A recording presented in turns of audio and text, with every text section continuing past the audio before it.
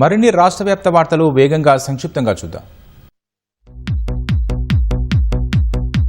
వచ్చే వర్షాకాలంలో గ్రామాల్లో పెద్ద ఎత్తున మొక్కలు పెంచే కార్యక్రమాన్ని చేపట్టాలని మంత్రి పొన్నం ప్రభాకర్ సూచించారు.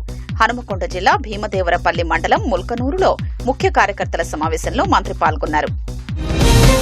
గ్రామాలు బాగుపడితేనే దేశం బాగుపడుతుందని మంత్రి వాకిటి శ్రీహరి అన్నారు. నారాయణపేట జిల్లా మక్తల్ మండలంలో పలు అభివృద్ది కార్యక్రమాల్లో మంత్రి పాల్గొన్నారు. మక్తల్కు 220 kV సబ్స్టేషన్ను త్వరలో తీసుకొస్తామని వెల్లడించారు.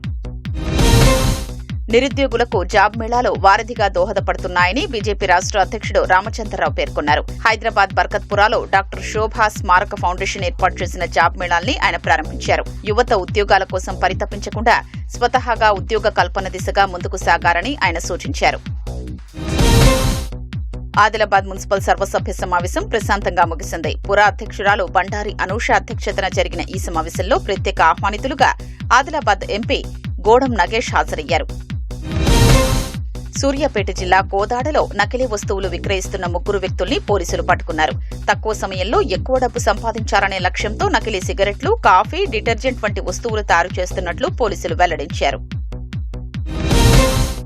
ఖమ్మం జిల్లా మధిరలోని ఓ మొబైల్ షాప్లో సైకో హల్చల్ చేశాడు. సెల్ ఫోన్ కొనేందుకొచ్చినట్లుగా నటించిన ఓ వ్యక్తి 4-5 రకాల ఫోన్లు చూసి వాటిలో ఒకదాన్ని విసిరి పగులగొట్టాడు.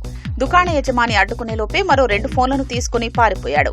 సీసీటీవీ ఆధారంగా పోలీసులు కేసు నమోదు చేసి దర్యాప్తు చేస్తున్నారు. నిజామాబాద్ జిల్లా డిచ్పల్లి మండలం ఇస్లాంపూర్లో పట్టపగలే భారీ చోరీ జరగడం స్థానికంగా కలకలం రేపింది.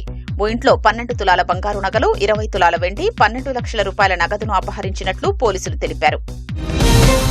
యాదగిరిగుట్ట లక్ష్మీ నరసింహస్వామి ఆలయ రింగు రోడ్డులో ప్రమాదం జరిగింది. కొండపైకి వెళ్లే దారిలో ఓ కారు అదుపు తప్పి డివైడర్ను ఢీకొట్టింది. అందులో ప్రయాణిస్తున్న 5గురికి గాయాలయ్యాయి. నల్గొండ జిల్లా మిర్యాలగూడలో అద్దంకి నార్కట్పల్లి రహదారిపై ఒక కారు అతివేగంతో వచ్చి బీభత్సం సృష్టించింది. అదుపు తప్పిన కారు బైకుల్ని ఢీకొట్టి ఆపై మరో 2 వ్యక్తులపైకి దూసుకెళ్లింది. ఈ ఘోర ప్రమాదంలో ఒకరు అక్కడికక్కడే మృతి చెందగా మరో 2 తీవ్రంగా గాయపడ్డారు. హైదరాబాద్ జీడిమెట్ల పరిధి డి పోచంపల్లిలో విద్యుదాఘాతంతో లైన్మ్యాన్ మృతి చెందాడు.